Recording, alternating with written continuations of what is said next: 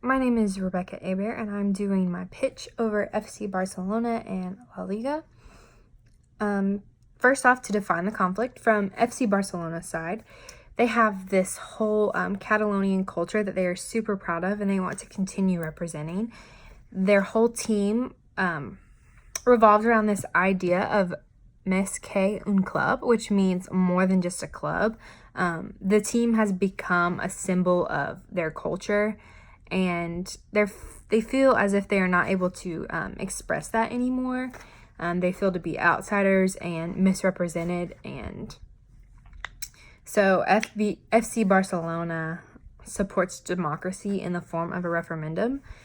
They don't want to be kicked out of La Liga because they want to continue their famous rivalry with Real Madrid, as well as this is a revenue issue if they are kicked out of La Liga. So for La Liga, they only want Spanish teams represented in their league. So if Catalonia, which holds FC Barcelona, were to become its own independent entity, then it wouldn't be a Spanish team and it can no longer be represented within La Liga's league. And they want to keep it Spanish teams because they're very conservative, very old school. They want to go with the status quo. So they want to keep it as it has always been. But if they do cut FC Barcelona out for this reason, this is also a revenue issue, a net worth issue, and it takes away El Clasico, which is the rivalry between Real Madrid and FC Barcelona. And this is a big deal because this also generates a lot of revenue, and this is one of those things that has been going on for years now. So identifying the important underlying mutual interests between FC Barcelona and La Liga. Both La Liga and FC Barcelona are huge representations of football. La Liga is the top league, and FC Barcelona is a top team within the league. They're seen in the public eye a lot, so it is important that their image is maintained well because of this. There's a lot riding on this decision. As I mentioned earlier, there is money riding on this issue, and this is also a debate of freedom and comfortability for the Catalonians in FC Barcelona. So my proposal for a way to communicate better and to be able for you guys to understand each other are simply just listening. When you listen to each other, you allow no room for assumptions and unclear motives. If you're not listening, and you're just assuming, then this leads to a bigger conflict because you're not understanding what each side has to say.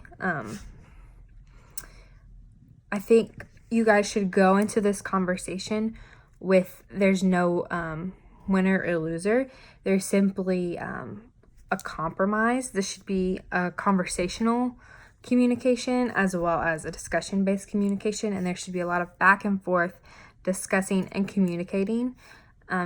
It's important to go into the conversation with a mindset to see and not to change what the other is thinking. So it's important for FC Barcelona to go in to want to get more knowledge and to understand better what La Liga is saying, and it's important for La Liga to go in and understand what FC Barcelona is wanting and what they're trying to say as well. If there's no understanding, there's not going to be a good agreement in the end of it because you're not going to care and you're just going to want what you want. It's important to build rapport in doing this. It's also important to agree to disagree because clearly there are a lot of issues of agreeing and disagreeing within this, and you guys need to realize that that is just going to be a part of this. And it's also important to have patience to clarify what you guys are saying within your communication and present yourself in a good light, and there should be 100% transparency in discussing this. So for the form of negotiation, I think what should be used is integrative bargaining. bargaining.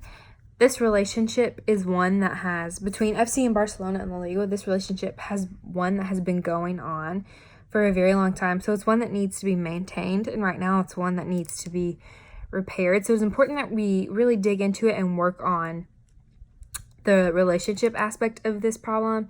Even though this has become a political issue and it's seen in the public eye, we do need to work on the relationship because that's where it all sits. That is the foundation.